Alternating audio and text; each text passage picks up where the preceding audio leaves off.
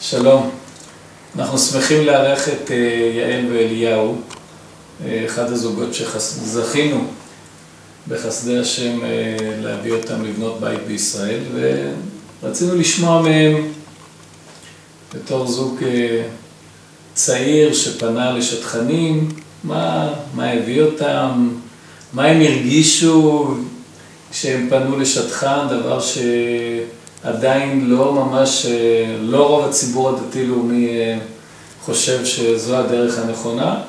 ונשאל את יעל, באיזה גיל הגעת לעין טובה? 24. 24.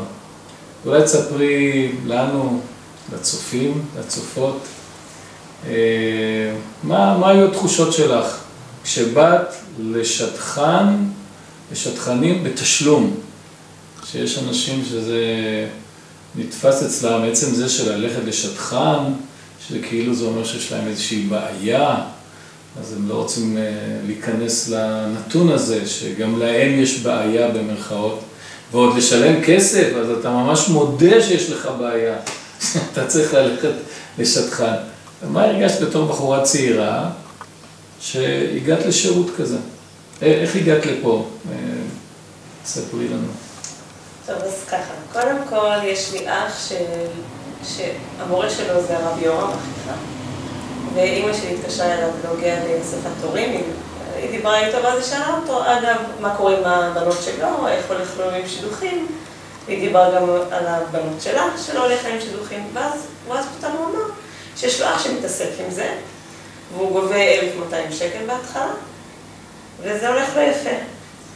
אז היא אמרה לי את זה, ואז אמרתי, טוב, זה נשמע די סביר. אחרי שכבר התראיתי עם הרבה שטחנים ושטחניות, ושום דבר לא יצא מזה, יצאתי עם 20-30 בחורים.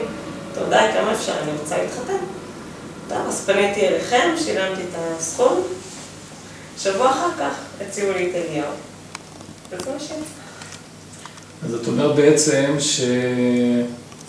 שהאימא שלך היא ניסתה, בתוך האספת הורים, השחילה גם את הנושא הזה. פעלה ועשתה. זה אולי באמת יהיה נקודה שצריך להסביר להורים, שנכון שאנחנו לא יכולים היום לחתן את הילדים שלנו, כמו שלפני 100 שנה, אבל מה שאתה כן יכול לעשות, אתה עדיין חייב לעשות. ולא שיצאנו לפנסיה, ההורים, ובעזרת השם יהיה בסדר. טוב, אז גברת רבי הוכיחה לנו את הדבר הזה. ומה הרגשת באמת לשלם 1,200 שקל על דבר שהם יתחילו לעבוד?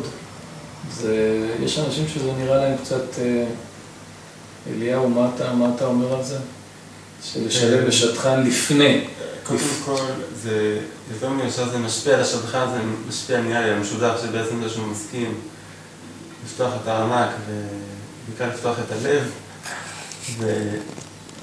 ולהתחייב, כי זה מחייב, הכסף מחייב, כידוע. וזה צעד מאוד משמעותי. וגם הידיעה שהם ערכו אותי ברצינות, זה לא עוד שם ברשימה של הרווקים. אתה אומר שזה מחייב, ואולי זה מחייב את שני הצדדים. כלומר, ודאי שזה מחייב את השטחן, אם הוא אדם אמין, כמו שאני אומר בכל מקום, אם זה מישהו ששמעת עליו, לא סתם ללכת אחרי פרסומות, אבל זה מחייב את השטחן, ומצד שני זה אולי גם מחייב את האיש ששילם.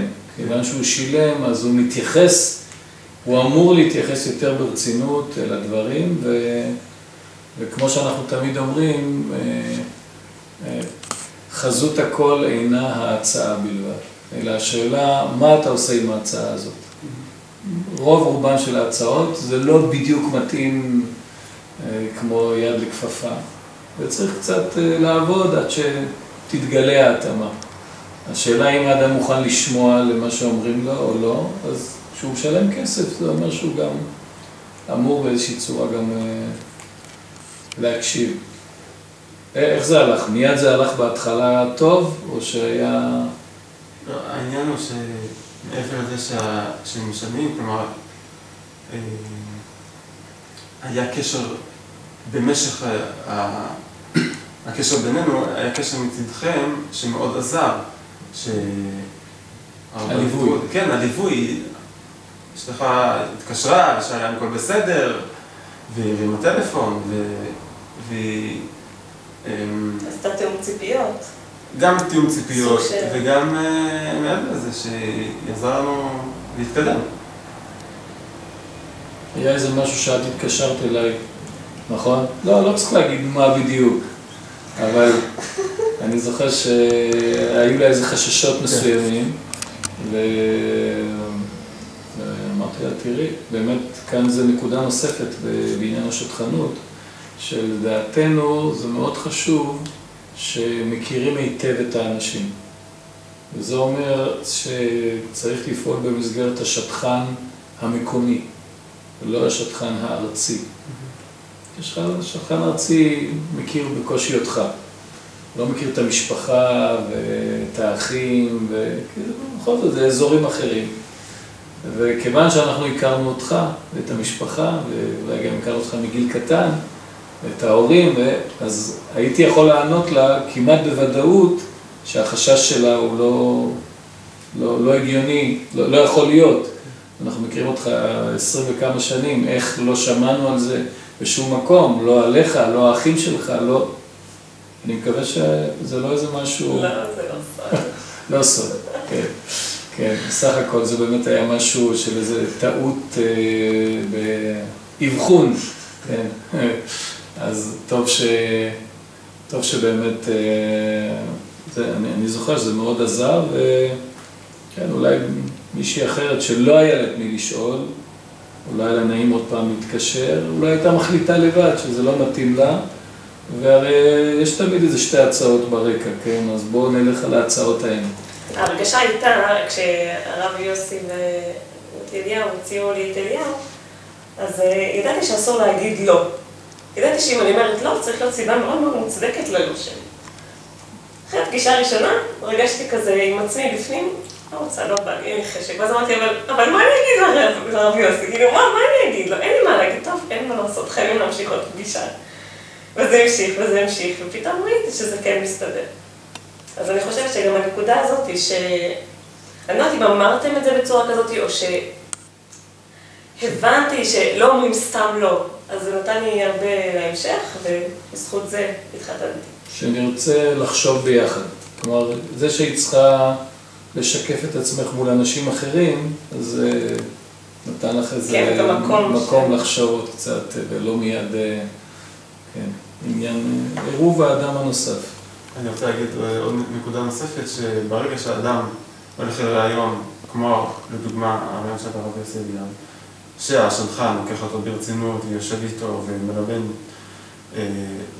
נכנס עמוק לרצונות של הבחור ומה הוא מחפש, אז התחושה היא אחרת, כי הוא באמת מרגיש שלוקחים אותו ברצינות, וזה לא עוד שם ברשימה, זה נקודה אחת. עוד נקודה, המקצוע הזה של השטחנות הוא לא פחות מאשר כל מקצוע אחר, כי כשאדם הולך לרופא, ברגע שהוא יוצא מהטיפול של הרופא, אז הטיפול תם, אבל כאשר הוא יוצא מראיון של שטחן, אז העבודה רק מתחילה. השטחן מתחיל להפעיל את הראש שלו, ומסתכל ובודק ומתחיל לבחון אם זה באמת מתאים. והוא כל הזמן מפעיל את הראש שלו, זה לא רק ברגע של הראיון. זה מלמד אותו ברחוב, בבית כנסת, בשבת. הראש שלו כל הזמן עובד כדי להתאים באמת, ולא סתם... יפה, טוב, אתה נותן לי גם אתגר עכשיו, איך לעשות את העבודה בצורה יותר טובה. רב אליהו ויעל, רציתי לשאול אתכם על הנקודה של השוני העדתי ביניכם. ברוך השם בציבור הדתי-לאומי זה דבר מקובל, אבל בכל זאת אולי גם כאן יש משהו ללמוד מהעניין הזה. אתה אשכנזי, יקה, ואתם ספרדים. היה פה איזה אולי משהו שעלה? הרבה זמן אני נמנעתי מלשמוע הצעות של בחורות ספרדיות, למה? חשבתי שאתה מתאימה, אני כבר ספרדיה, כבר אשכנזיה. ועם הזמן זה השתנה, והסכמתי לצאת כי אני ידעתי מי השטחן שמציע לי, שהוא גם מכיר אותי וגם מבין מה אני מחפש. אז עוד פעם חזרנו לנקודה של האמון בשטחן, שהוא גם עוזר גם בהצעה. ומעבר לזה, אני יכול להגיד שברוך השם, שתי אחיות שלי זכו להקים את ביתן דרככם, אז גם הכרתי מקרוב את ההצלחה שלכם. טוב, ומה את אומרת? את רצית, מה חשבת תמיד שתתחתני, ככה שדמיינת את זה? חשבתי שעדיף בחור ספרדי כדי לא לשנות את כל המנהגים. ואז אמרתי, אבל באמת, תכלס, חיים עם בן אדם ולא עם מנהגים. אז מנהגים יש, נגיד, 3 פעמים בשנה, לא יותר מזה. אז זה לא כל כך נורא. זה לא צריך להיות השיקול הכבד פה. ובעצם היום, בחיים, חיי הנישואים שלכם, אין לזה כמעט מקום אתם נראים, כמו שאנחנו מכירים אתכם, מתאימים, כאילו אתם מאותה משפחה ככה מלידה. כל מי שמכיר אתכם אומר את זה.